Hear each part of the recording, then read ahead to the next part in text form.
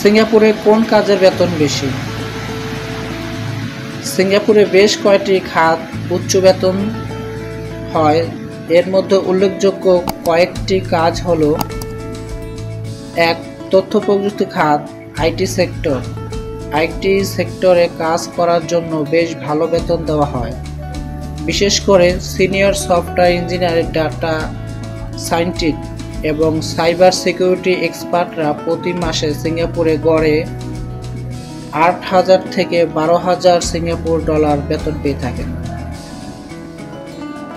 ২. স্বাস্থ্যসেবা, health care sector.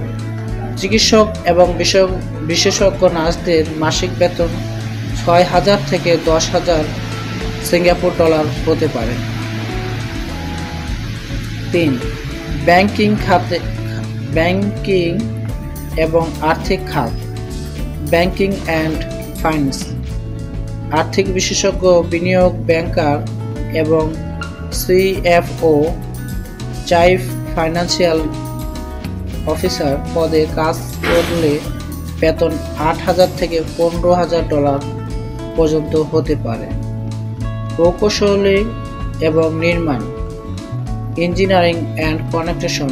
Senior প্রকৌশল এবং নির্মাণ প্রকল্প ব্যবস্থাপক সিঙ্গাপুর ভালো বেতন পান।